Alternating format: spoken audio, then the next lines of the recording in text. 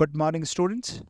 आज के इस सेशन में हम लोग नाउन के बारे में लर्न करेंगे और नाउन के बारे में कल हम लोगों ने जहाँ तक पढ़ा था उससे आगे कंटिन्यू करेंगे। हम कल हम लोगों ने बात करी थी काउंटेबल और काउंटेबल नाउन और अनकाउंटेबल नाउन के बारे में।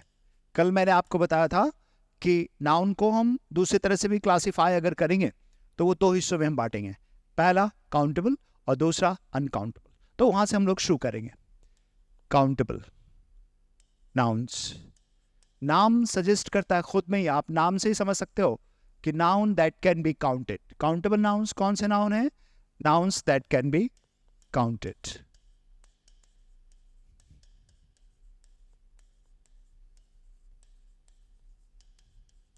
उनको हम काउंटेबल नाउन बोलेंगे। और अभी से जो हमने इसके पहले जो पहला क्लासिफिकेशन किया था जिसमें आपने पढ़ा था proper, common, collective, material and abstract noun, उसमें जो है ना, अगर हम उसको काउंटेबल अनकाउंटेबल के नजरिए से देखें ना तो उसमें दो नाउन्स ऐसे होते हैं ना जो काउंटेबल की कैटेगरी में आते हैं। कौन कौन? कॉमन नाउन और कलेक्टिव नाउन। तो कॉमन एंड कलेक्टिव नाउन जो है वो इस कैटेगरी में आएगा, common nouns and collective nouns, वो काउंटेबल नाउन्स के कैटेगरी में आते हैं। और जो बाकी के तीन हैं, प्रॉपर, एब्स्ट्रैक्ट और मटेरियल नाउन, ये अनकाउंटेबल की कैटेगरी में आते हैं, जो हम इसके बात करेंगे, है ना। तो हम काउंटेबल नाउन के बारे में आपको बता दूं कि क्या क्या हम लर्न करेंगे। देखिए, काउंटेबल नाउन जो होता है ना, उसके दो फॉर्म्स होते हैं, दो फॉर्म्स। एक जिसको हम बोलते हैं ना singular form and plural form, Hindi में बोलते हैं एक वचन और बहुवचन। तो यहां से हम लोग स्टार्ट करेंगे। काउंटेबल नाउन्स कौन होते हैं बोलिए? काउंटेबल नाउन्स का पहला जो हम पढ़ेंगे इसके बारे में,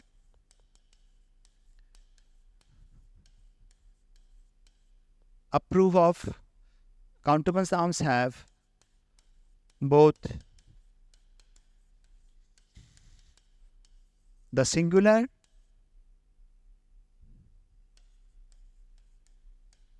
and the plural form, the singular and the plural form। मतलब सिंगुलर फॉर्म भी होगा उनका और प्लूरल फॉर्म भी होगा, उसको बोलेंगे काउंटेबल नाउन। अब जैसे एग्जाम्पल के तौर पे आपको मैं समझाता हूं singular and plural form. Next slide ले लेते हैं हम लोग। देखिए,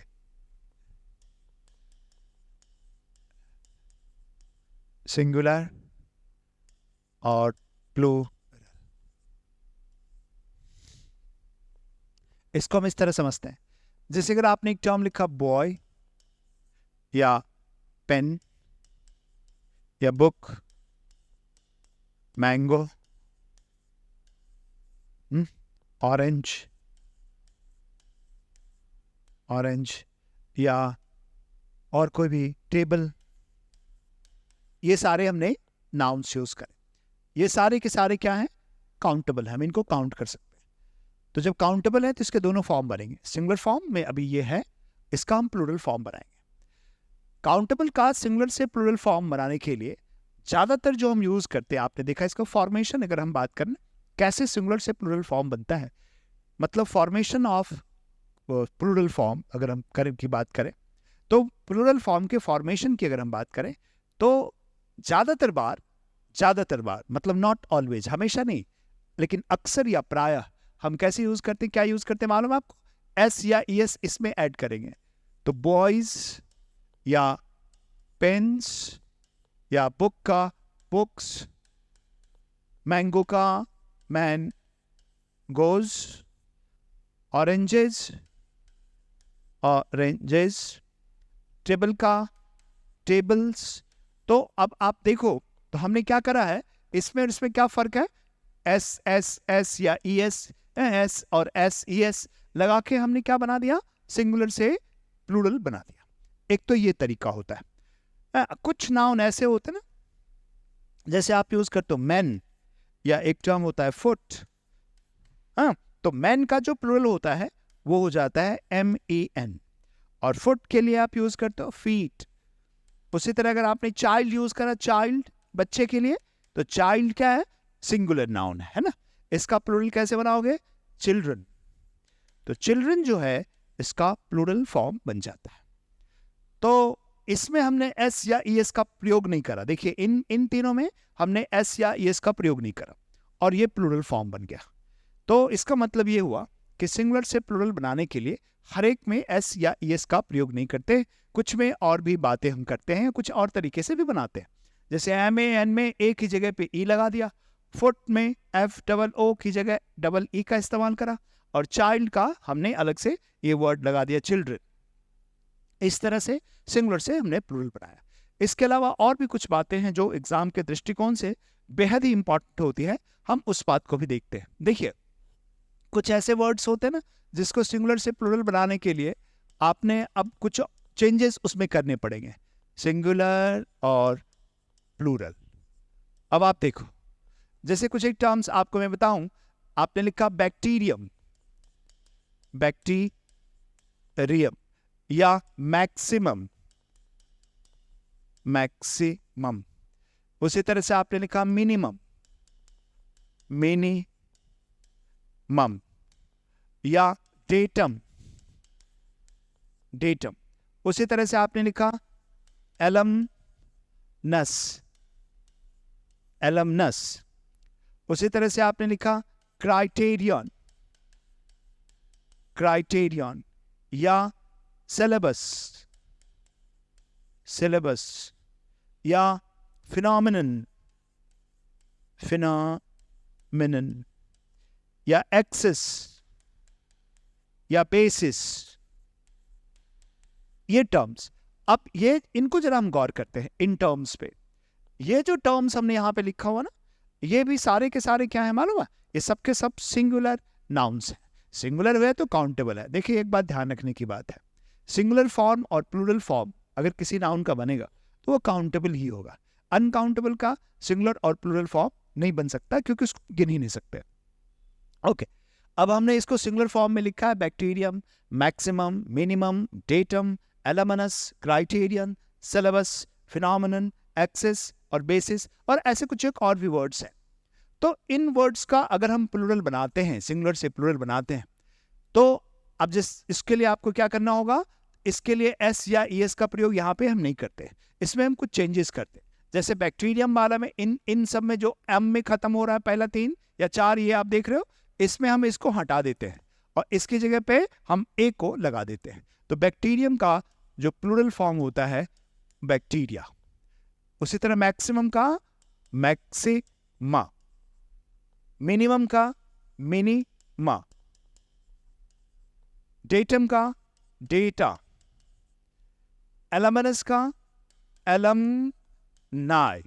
इसको हम इसके इसमें हम क्या करते हैं, इस तरह से जो वर्ड होते हैं कुछ एक वर्ड्स एलमनस जैसे, तो इनमें अस को हटा के हमने आई का इस्तेमाल वहां पे करते हैं और ये प्लूरल फॉर्म में बन गया। अभी हम इसका एग्जाम्पल भी करेंगे ताकि आपके समझ में आए कि हम किस तरह इसको यूज में लेते हैं। क्राइटेरियन, अब क्राइटेरियन एक सिंगुलर फॉर्म है, इसका प्लूरल हम बनाते हैं क्राइटेरिया। अब हमसे कुछ गलती क्या हो जाती है कि हम लोग अक्सर यूज में ले लेते हैं datas, all the datas, all the what are the criterias, bacterias, criterias, datas, ऐसे टर्म हम लोग स्पोकन इंग्लिश में हम लोग यूज में लेते हैं और हम लिख भी देते हैं, जो कि बिल्कुल गलत होता है। ठीक है, क्योंकि ऑलरेडी ये प्लूरल फॉर्म में है और ये इसका सिंगुलर है। अब जैसे सिलेबस है, अब सिलेबस का प्लूरल क्या होता है बोलिए, सिलेबाई। यहां पे अस को हटा के आई का इस्तेमाल हमने करा, सिलेबाई। उसी तरह फिनोमिनन, फिनोमिनन का प्लूरल होता है फिनोमिना, फिनोमिना। उसी तरह से एक्सिस है या बेसिस है, तो एक्सिस का प्लूरल फॉर्म बनता है ई एस, आई एस की जगह पे ना ई एस का हम इस्तेमाल करते हैं।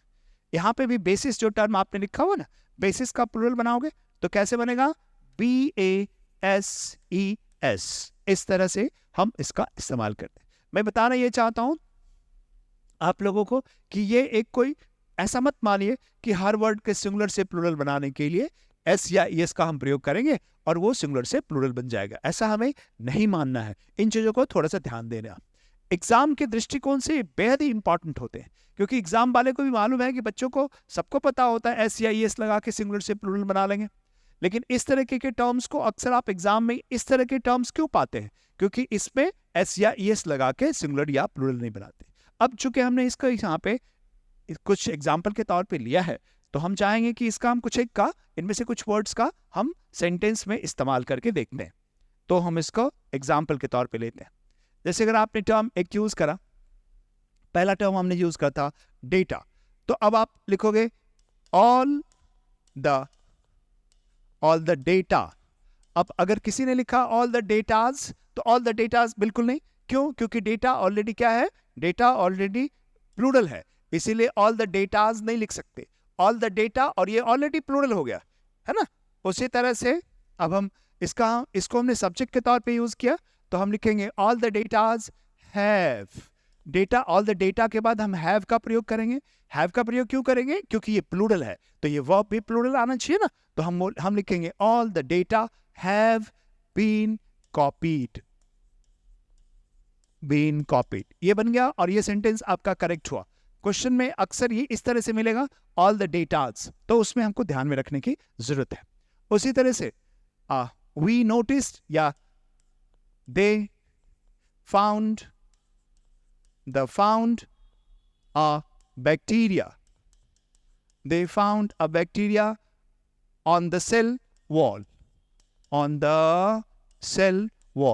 सेल जो टिश्यूज में सेल होता है, उस सेल का जो वॉल होता है, सेल के ऊपर वॉल, सेल वॉल, उसके ऊपर एक बैक्टीरिया किसी साइंटिस्ट ने माइक्रोस्कोप के थ्रू देखा, उसको स्टडी कर रहा था, तो उनको एक बैक्टीरिया मिला। किसी सेल के कोई टिश्यूज को स्टडी कर रहा था, तो उनको मिला, मान लीजिए एक बैक्टीरिया उनको दिख गया, एक बैक्टीरिया। उस केस में आपने अगर लिखा दे फाउंड या ही फाउंड आ बैक्टीरिया, तो वो रॉन्ग इंग्लिश हो गया, क्योंकि यहाँ पे आपने आ लगा दिया। आ मतलब सिंगुलर, तो बैक्टीरिया तो प्लूरल है, यहाँ पे ए लगा हुआ बैक्टीरिया, इसका हम सिंगुलर क्या बनाएंगे, इसको हम करेक्ट करेंगे आ बैक्टीरियम। यहाँ पे हमें लिखना होगा आ बैक्टीरियम, इसको हम काटेंगे और यहाँ पे हम लगाएंगे बैक्टीरियम, ये करेक्शन करेंगे बैक्टीरियम, क्योंकि आ लगाया आपने, आ बैक्टीरियम। अगर यहाँ पे सम लिखा होता ना, दे फाउंड सम, तो बैक्टीरिया बिल्कुल करेक्ट होता। मेरे ख्याल से समझ गए आप, इस तरह से सवाल बनते हैं। और भी एक एग्जाम्पल करेंगे। जैसे आप बोलते ना एन अर्थक्वेक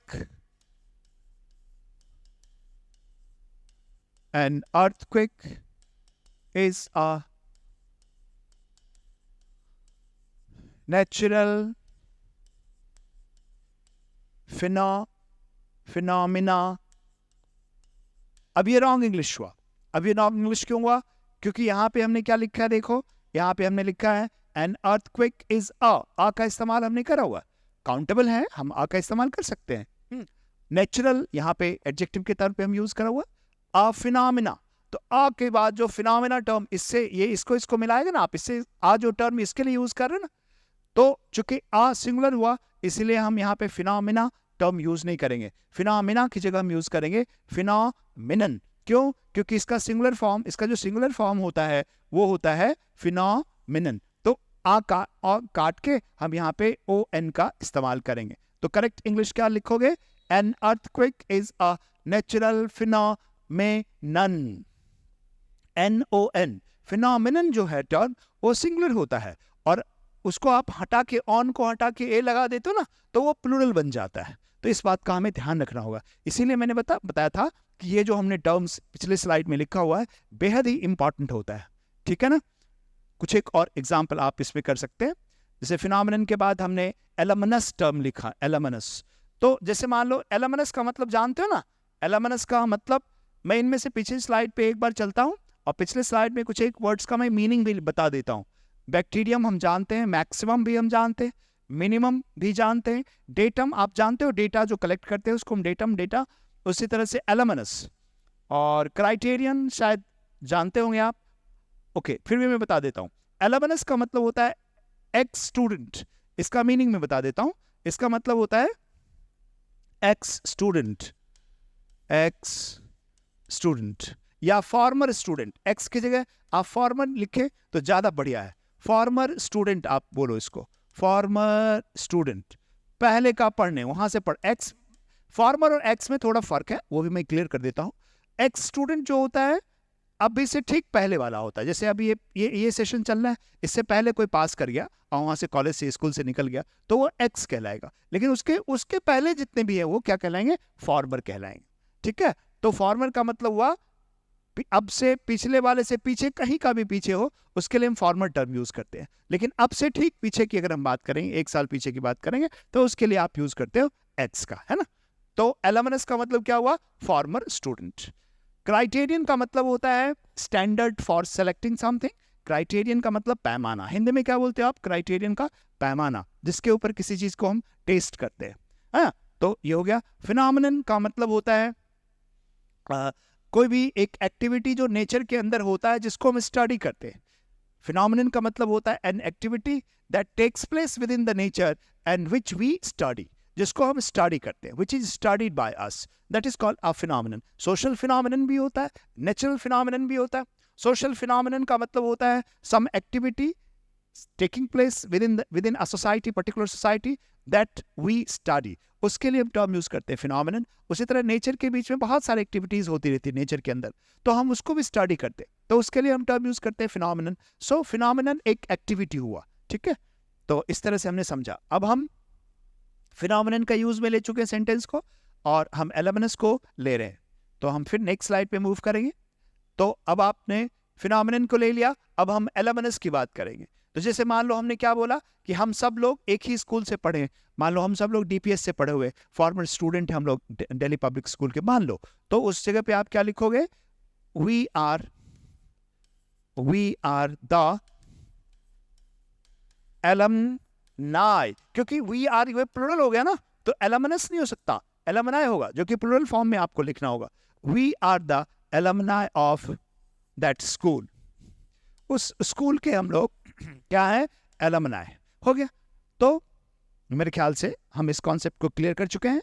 और कुछ एक एग्जांपल, एक और एग्जांपल आप ले सकते हैं। क्राइटेरिया, जैसे हमने टर्म वहां पे यूज करा क्राइटेरिया, तो आप वहां पे लिखोगे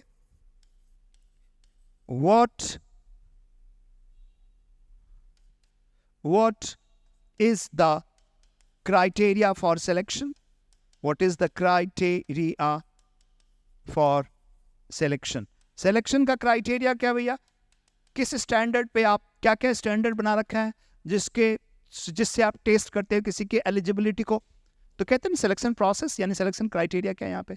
तो what is the criteria for selection. अब यहाँ पे हमने क्या यूज करा, बोलिए। देखिए, हमने क्राइटेरिया यूज करा तो प्लुरल हो गया ना, तो प्लुरल हो गया, तो यहाँ पे व्हाट आर, इसकी जगह हम क्या यूज करेंगे, यहाँ पे हम यूज करेंगे what are the criteria for selection, क्योंकि सब्जेक्ट के तौर पे यहाँ पे हमने क्या यूज में लिया है, क्राइटेरिया को, एंड क्राइटेरिया के हिसाब से क्या चलेगा, यहाँ पे आर चलेगा। So what are the criteria for selection. मेरे ख्याल से आपके समझ में आ गई ये बात। अब जो है हम नेक्स्ट स्लाइड लेते हैं और नेक्स्ट कॉन्सेप्ट को लर्न करते हैं। इन एग्जाम्पल, इस स्लाइड में जो हमने एग्जाम्पल दिया और इसके पहले स्लाइड में जो हमने कुछ एक सिंगुलर से प्लुरल बनाने की बात करी, इसके थ्रू हमने लर्न करा कि जो काउंटेबल नाउन्स होते हैं उनका सिंगुलर फॉर्म भी होता है और प्लुरल फॉर्म भी होता है। अब वापस हम चलते हैं काउंटेबल नाउन पे। तो काउंटेबल नाउन के बारे में हमने एक कॉन्सेप्ट क्लियर कर दिया कि काउंटेबल नाउन का सिंगुलर से प्लुरल जब भी आप बनाओगे तो ये मत मान के चलो कि हर एक में एस या ईएस लगेगा, कुछ एक में एस ईएस नहीं भी लगेगा, और उसका एग्जाम्पल मैंने आपको दे दिया। दूसरी बात जो काउंटेबल नाउन के बारे में हमें ध्यान रखना है, काउंटेबल नाउन के बारे में एक बात हम क्लियर कर चुके हैं, अब हम काउंटेबल नाउन के बारे में दूसरी बात को रखने जा रहे हैं। और वो बात क्या है कि सिंगुलर काउंटेबल नाउन्स जब भी आप यूज करोगे ना, singular countable nouns, a singular लगा लो, आ सिंगुलर काउंट, आ लगाया मैंने, a singular countable noun is preceded by a determiner,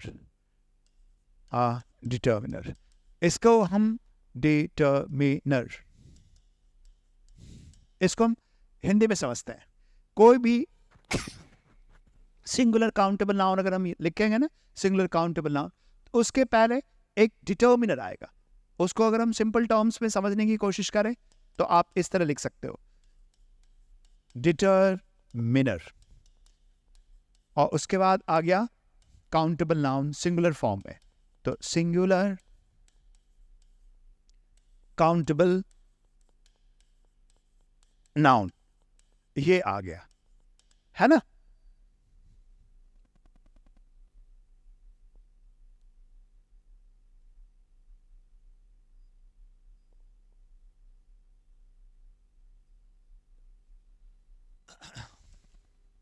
okay तो अगर हम कहीं पे भी कोई भी सिंगुलर काउंटेबल नाउन यूज करेंगे तो उसके पहले कोई ना कोई डिटर्मिनर जरूर आएगा। अब आप सोच रहे होगे डिटर्मिनर क्या होता है, पहले मैं आपको एग्जांपल दे देता हूं। जैसे अगर हमने एक सेंटेंस लिखा, एक सेंटेंस आपने मान लो लिखा this is car, full stop, this is car. तो दिस इज कार हम नहीं लिख सकते, दिस इज कार अगर हमने लिखा तो रॉन्ग इंग्लिश हो जाएगा। इसकी वजह क्या होगी, उसमें ग्रामर का यहाँ पे एक नियम क्या है, सिंगुलर काउंटेबल नाउन के पहले आपको क्या लगाना पड़ेगा, एक कोई ना कोई डिटर्मिनर लगाना पड़ेगा, है ना। तो दिस इज कार कभी नहीं हमने पढ़ा है, हमने हमेशा पढ़ा है दिस इज अ कार, या दिस इज माई कार, या दिस इज योर कार। तो ये जो माई टर्म हमने यूज करा ना, इसको हम डिटर्मिनर बोलेंगे। अभी हम डिटर्मिनर को एक्सप्लेन करेंगे पूरी तरह, लेकिन आप बहरहाल समझ लो कि ये माई जो टर्म यूज करा वो एक डिटर्मिनर हुआ। उसी तरह से अगर आप बोले I met girl, I met girl, ये कैसा इंग्लिश हुआ, आई मेट गर्ल, अजीब सा इंग्लिश। इस तरह से इसको हम गलत बोलते हैं, गलत मानते हैं। क्यों गलत मानते हैं, क्योंकि यहाँ पे जो गर्ल जो हमने टर्म यूज करा ना वो सिंगुलर काउंटेबल नाउन, उसके पहले क्या नहीं लिखा मैंने, डिटर्मिनर। तो हमें क्या लिखना होगा, I met a girl, I met a girl. तो आज जो हमने टर्म यूज करा ना उसको हम बोलेंगे डिटर्मिनर, ठीक है ना। उसी तरह से अगर आपने लिखा अ cow lives on grass। Okay अब यहां पे जो काव है वो भी क्या है, सिंगुलर काउंटेबल नाउन। उसके पहले हमने क्या यूज करा, आ, ये भी डिटर्मिनर हुआ। तो इसको माई, ए, अगेन आ या द अगर हम लिखते हैं, यहां पे हम द लिख देते तो भी करेक्ट होता। द काव लिव्स ऑन ग्रास, इसका हिंदी हुआ गाय घास खा के जिंदा रहती है। तो अब आप फिर से समझिए यहां पे ग्रामर का कॉन्सेप्ट क्या होता है, क्या रिकमेंड करता है ग्रामर, कि सिंगुलर काउंटेबल नाउन जो होगा उसके पहले, प्रीसीड का मतलब उसके पहले आना, इसके पहले क्या आएगा, एक डिटर्मिनर आएगा। और डिटर्मिनर जैसे एग्जाम्पल, 3 एग्जाम्पल सेंटेंस हमने छोटे छोटे बनाए हैं, उसमें माई, ए और अगेन आ, जो ए या आ जो भी बोल, इसको हमने किस तरह पे लेना है, इसको हम समझना है हमको डिटर्मिनर के तौर पे, इसको हम डिटर्मिनर कहते हैं। लेकिन अभी आप एक क्यूरियोसिटी आपके अंदर बन रही होगी कि डिटर्मिनर सिर्फ क्या यही डिटर्मिनर, इसको तो हम आर्टिकल बोलते हैं, ए एंड द को हम आर्टिकल भी बोलते हैं। तो अभी मैं आपको डिटर्मिनर को पूरा डिटेल में समझा देता हूं कि डिटर्मिनर क्या होता है, ठीक है। बहरहाल कॉन्सेप्ट क्या हमने लर्न करा कि अगर सिंगुलर काउंटेबल नाउन कहीं, सिंगुलर याद रखिएगा, बार बार मैं इस बात को दोहरा रहा हूं कि सिंगुलर काउंटेबल नाउन, ये जो सिंगुलर काउंटेबल नाउन जहां भी लिखोगे उसके पहले अगर आपने डिटर्मिनर नहीं लिखा तो वो सेंटेंस रॉन्ग, यानी कि वो क्लॉज या वो सेंटेंस रॉन्ग माना जाएगा। अब हम बात करते हैं डिटर्मिनर, ये कुछ एक एग्जाम्पल हैं, ये और ये डिटर्मिनर के एग्जाम्पल हैं। बाकी मैं डिटर्मिनर आपको पूरा डिटेल में नेक्स्ट स्लाइड पे समझाता हूं। अब आप देखो डिटर्मिनर क्या होता है, उसको हम समझते हैं।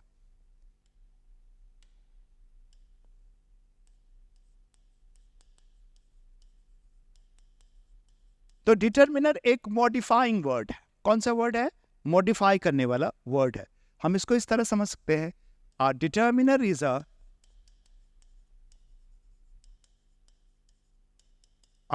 word or phrase placed before a noun, placed before a noun to specify quantity, number, ownership, इसको हम ओनरशिप वाले पार्ट को इधर ले लेते हैं, ownership etcetera, of a noun, ownership of a noun. Okay. देखिए, डिटर्मिनर एक वर्ड है या एक फ्रेज है जो कहाँ आता है, किसी नाउन के पहले आता है और नाउन की संख्या, नाउन की मात्रा, नाउन की संख्या या नाउन का पोजीशन, इन सारी बातों को बताता है.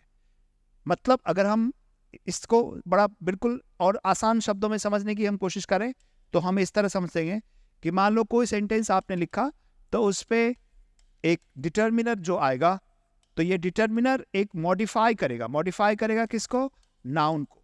और डिटर्मिनर हमेशा नाउन के पहले आएगा, नाउन के हमेशा पहले आएगा. मतलब ये नाउन को इंट्रोड्यूस करता है. डिटर्मिनर जो टर्म है ना, एक मॉडिफाइंग वर्ड है जो इस नाउन को इंट्रोड्यूस करेगा कि क्या नाउन क्या है, इसका क्या, इसके नंबर्स क्या है, इसकी क्वांटिटी क्या है, इसका ओनरशिप इसके ऊपर किसका है, इस तरह की बात को कौन करेगा, डिटर्मिनर. डिटर्मिनर एक प्रकार का एडजेक्टिव ही होता है ना. एडजेक्टिव जो देखिए आपने पढ़ा होगा, एडजेक्टिव दो प्रकार के होते हैं, एक डिस्क्रिप्टिव होता है और दूसरा डिटर्मिनर होता है.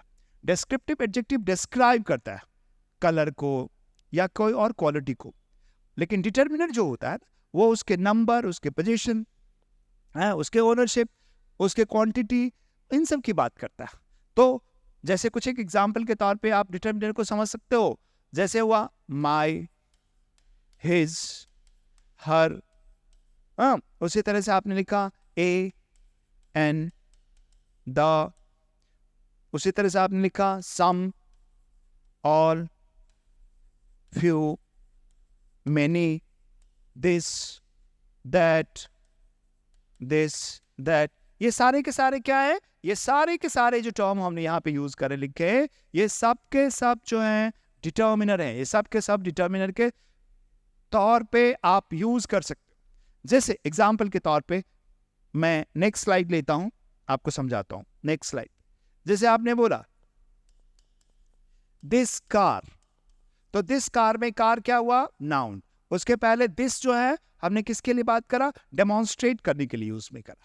उसी तरह अगर आपने यूज करा द बुक, तो द बुक जो है वो आर्टिकल, जो आर्टिकल यूज हमने करा एक पर्टिकुलर बुक के लिए हम यूज करते हैं, डेफिनेट आर्टिकल बोलते हैं द को.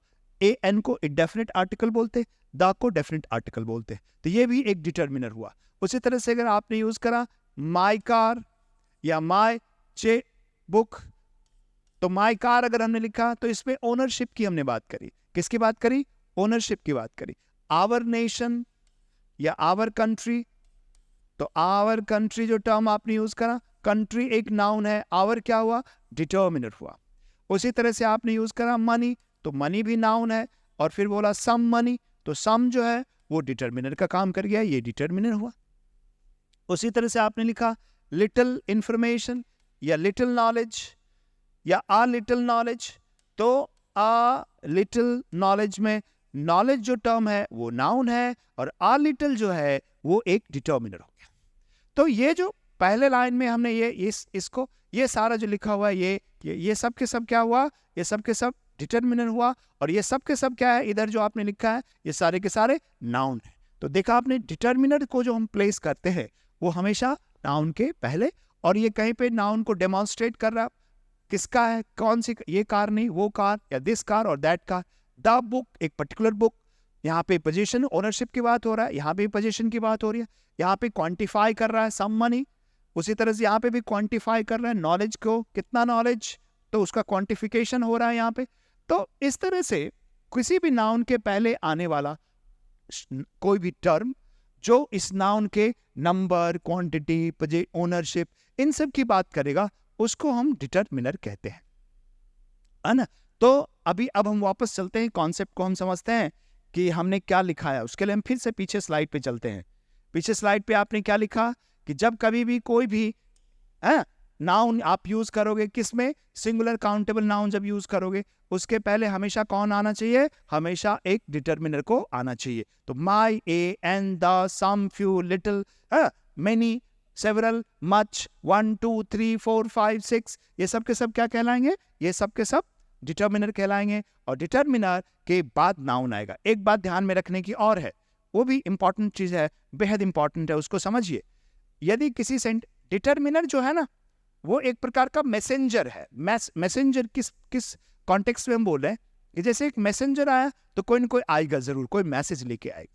तो अगर आप किसी भी सेंटेंस में कहीं पे भी आपको डिटर्मिनर दिख गया तो आप ये मान के चलो उसके बाद किसी न किसी नाउन को आना ही पड़ेगा, क्योंकि अगर नाउन ही नहीं होगा तो डिटर्मिनर का कोई रेलेवेंस नहीं है, डिटर्मिनर का कोई मीनिंग ही नहीं बनता। इसीलिए हमेशा हमें इस बात को ध्यान में रखेंगे कि यदि कोई भी सेंटेंस हमने लिखा और उस सेंटेंस के अंदर अगर डिटर्मिनर आया तो डिटर्मिनर के बाद नाउन को आना ही पड़ता है। इसमें आपको एग्जांपल देता हूं। जैसे अगर आपने बोला अब क्या, आ के बाद अगर आपने लिखा, यहां पे कुछ नहीं भी लिखा, कुछ भी नहीं लिखा, नाउन नहीं लिखा, stood guard the gate, the main gate या गेट।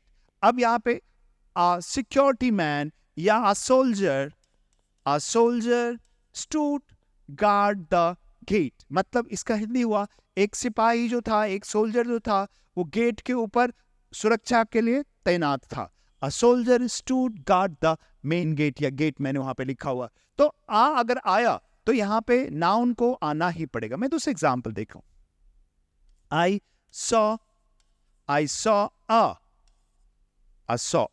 क्या, अब सॉ के बाद यहां पे कोई ना कोई नाउन को आना ही पड़ेगा क्योंकि ये डिटर्मिनर आ गया। तो आपने लिखा I saw a deer and full stop and correct.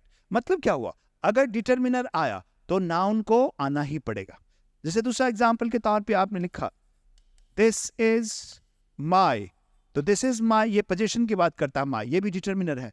उसके बाद क्या आना पड़ेगा, दिस इज माई लिख के आप फुल स्टॉप नहीं लगाओगे, दिस इज माई बुक, यानी कि डिटर्मिनर के बाद एक नाउन को आना ही पड़ा। मेरे ख्याल से कॉन्सेप्ट क्लियर है। कॉन्सेप्ट ये है कि जब कभी भी हम किसी सेंटेंस में कोई डिटर्मिनर लिखेंगे तो उसके बाद किसको आना पड़ेगा, नाउन को आना ही पड़ेगा। और ये सारे के सारे एग्जाम्पल आपके सामने है। एक दूसरा कंस्ट्रक्शन भी हो सकता है, वो भी मैं आपको बताता हूं। दूसरा कंस्ट्रक्शन क्या होगा, देखिए, जैसे आप एक एग्जाम्पल के तौर पे मैं आपको समझाता हूं। जैसे हमने लिखा ना, रोहित इज अ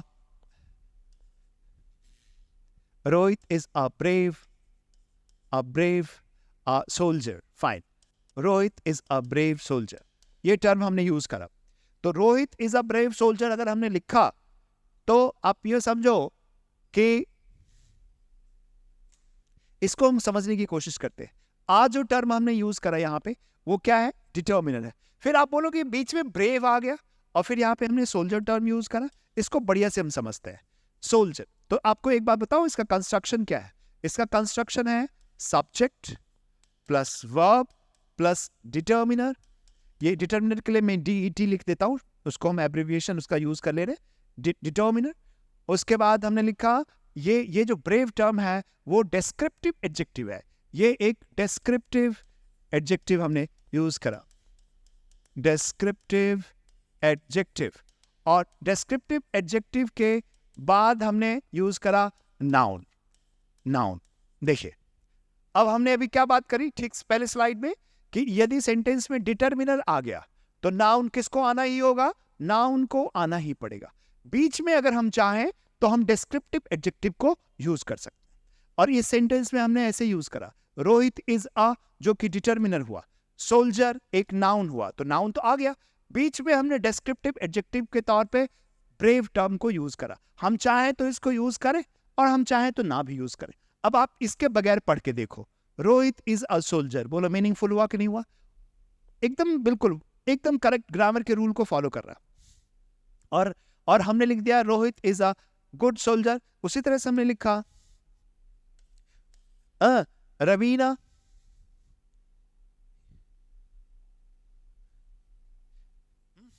या Rahul is a good cricketer.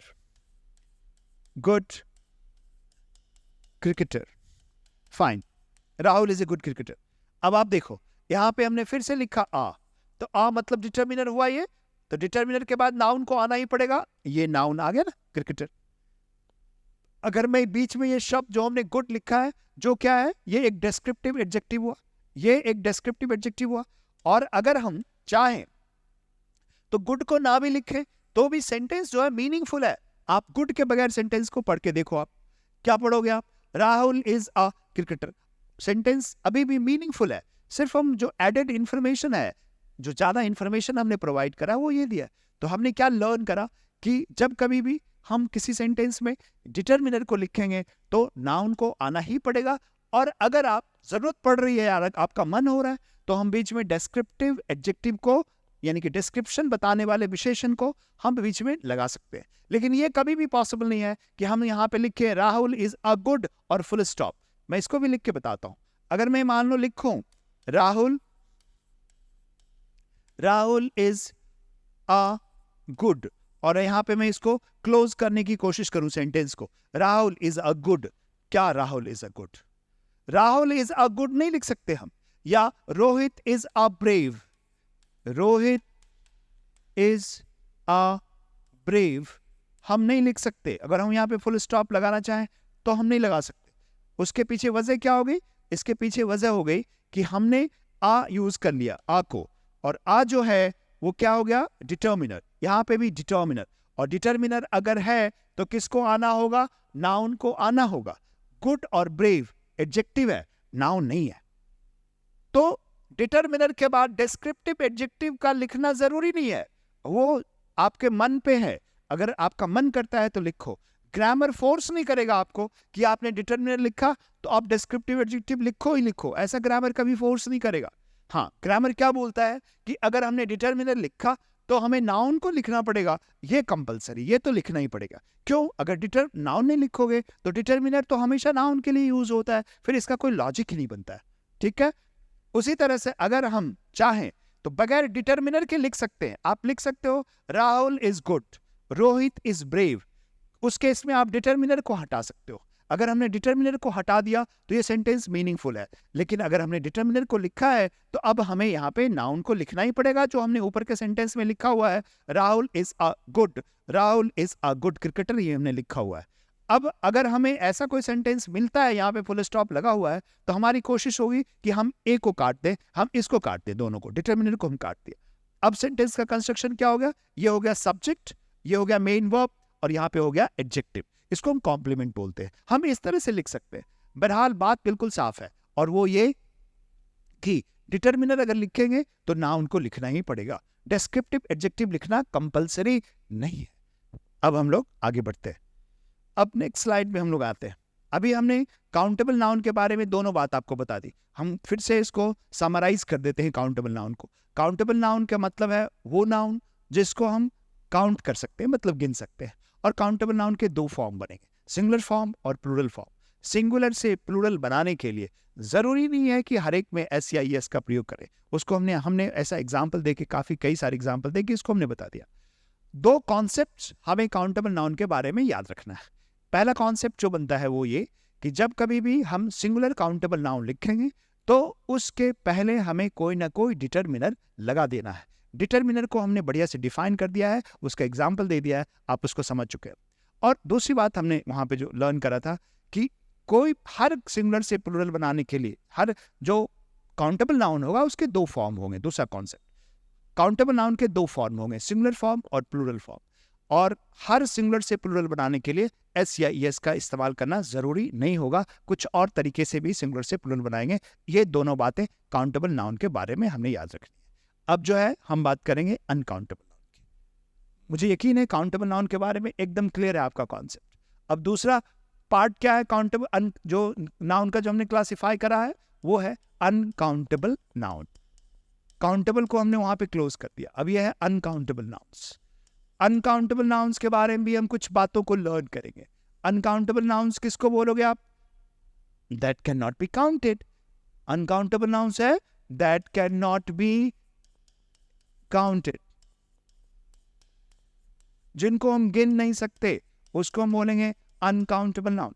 Example के तौर पे आप यूज करते हो अनकाउंटेबल नाउन को, जैसे हमने लिखा मिल्क या शुगर या पेट्रोल या वाटर, या स्टील, तो ये सारे के सारी चीजें, इनमें से हम किसी को काउंट नहीं कर सकते। शुरू में भी मैंने आपको बता दिया कि अगर हम अनकाउंटेबल को ऐसे देखें तो 3 जो नाउन होते हैं, प्रॉपर, मटीरियल और एब्स्ट्रैक्ट, मटीरियल और एब्स्ट्रैक्ट, ये 3 के 3 नाउन जो हैं वो अनकाउंटेबल होते हैं। प्रॉपर, मटीरियल और एब्स्ट्रैक्ट नाउन, ये 3 के 3 नाउन अनकाउंटेबल होते हैं। वो एग्जाम्पल मैंने आपको यहां पे दिया। अनकाउंटेबल नाउन के बारे में हमें क्या लर्न करना है, हमें क्या चीज ध्यान में रखना है? पहली बात, uncountables have no plural form. Uncountables have no plural form. इनका कोई भी प्लूरल फॉर्म नहीं होता। इसका मतलब क्या हुआ? इसका मतलब हुआ आप अनकाउंटेबल्स के साथ सिंगुलर या प्लूरल जैसे टर्म यूज में नहीं ले सकते, क्योंकि अनकाउंटेबल को हम गिन ही नहीं सकते। जब हम गिन ही नहीं सकते तो सिंगुलर और प्लूरल फॉर्म होने का कोई मतलब ही नहीं है। इनका कोई प्लूरल फॉर्म नहीं होता ही नहीं इनका प्लूरल फॉर्म। फिर आप बोलोगे सिंगुलर फॉर्म कैसे हो सकता? सिंगुलर फॉर्म भी नहीं होता है, लेकिन हम अनकाउंटेबल्स को सिंगुलर मान लेते हैं। हम अनकाउंटेबल्स को सिंगुलर मान के चलते हैं, है ना? देखो मेरी बात सुनो, अनकाउंटेबल है तो सब्जेक्ट तो हो सकता ना, तो सब्जेक्ट होगा तो उसको वर्ब चाहिए, तो वर्ब कोई ना कोई फॉर्म लेगा। वर्ब भी सिंगुलर और प्लूरल होता है। तो अनकाउंटेबल के बाद जब कभी भी आप अनकाउंटेबल नाउन को यूज में लोगे ना, तो कैसे बनाओगे उसको? अगर आपने सब्जेक्ट के तौर पे अनकाउंटेबल नाउन को आपने मान लो यूज के तौर पे लिया, तो जैसे हमने यहां पे लिखा सेंटेंस में, uncountable noun as a subject, uncountable noun, इसका इस्तेमाल हमने करा एज अ सब्जेक्ट के तौर पे हमने इसको यूज में लिया। तो इसके बाद जो वर्ब आएगा, वर्ब वो सिंगुलर फॉर्म में ही आएगा। क्यों? क्योंकि अनकाउंटेबल नाउन को हम हमेशा सिंगुलर मान के चलते हैं, मान के, क्योंकि इसका प्लूरल फॉर्म हो नहीं सकता, क्योंकि अनकाउंटेबल को हम गिन ही नहीं सकते, है ना? जैसे अगर आपने एग्जाम्पल के तौर पे आप यूज करोगे, तो जैसे आपने लिखा, इसमें से कोई भी हम एक टर्म यूज करते हैं, जैसे हमने लिखा है स्टील, तो स्टील आर यूज्ड, अगर आपने लिखा steel are used for making, building bridges,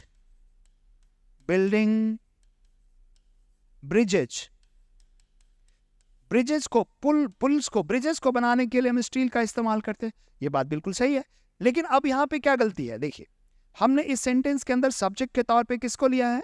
एक अनकाउंटेबल नाउन को, स्टील को हमने लिया है। तो अनकाउंटेबल नाउन का प्लूरल फॉर्म तो होता नहीं, लेकिन वर्ब तो 2 होते ना, 2, उनका singular form and plural form होता है। तो इस जगह पे स्टील जो कि अनकाउंटेबल है, अपने बाद जो वर्ब यूज करेगा वो क्या होगा? वो यहां पे सिंगुलर यूज करेगा, यानी इज। तो करेक्ट इंग्लिश क्या बना? करेक्ट इंग्लिश बना, steel is used for building bridges. Bridges को या हाईवेज को या कोई भी बिल्डिंग को बनाने के लिए बहुत जगहों पे, हम हजारों जगह पे हम स्टील का इस्तेमाल करते हैं। स्टील और प्लास्टिक तो आप जानते हो, आजकल स्टील और प्लास्टिक के बगैर कोई चीज बनी नहीं पाती, हर जगह इनका इस्तेमाल करते हैं।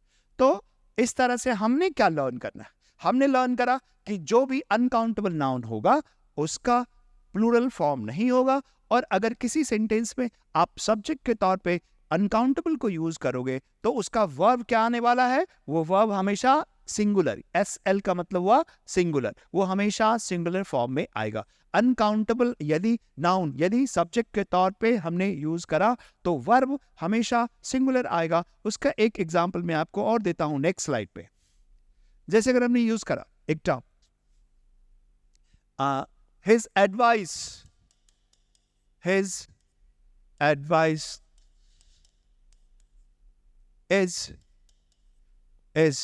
not worthy.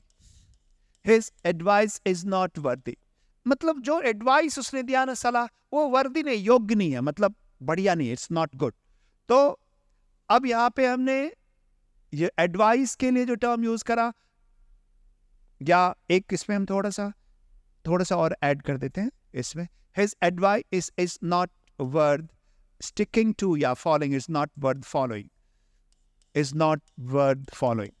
उसने जो एडवाइस दी, आप इस तरह से काम करो, इस तरह से काम करो, वो फॉलो करने के लायक नहीं है, बस यूं ही बेकार। आप ये कहना चाह रहे हो हिंदी में कि उसके जो एडवाइस है ना बेकार है, उस पे काम, उसको फॉलो करने की जरूरत नहीं है। फाइन। अब यहाँ पे हमने सब्जेक्ट के तौर पे क्या यूज में लिया, बोलो। सब्जेक्ट के तौर पे हमने एडवाइस को लिया ना, और एडवाइस क्या है, अनकाउंटेबल है। तो अनकाउंटेबल के बाद जो हम वर्ब यूज करेंगे वो क्या होना चाहिए, सिंगुलर होना चाहिए। तो हमने इसका इस्तेमाल करा और ये करेक्ट है। अब यहां पे एक सवाल खड़ा हो रहा है।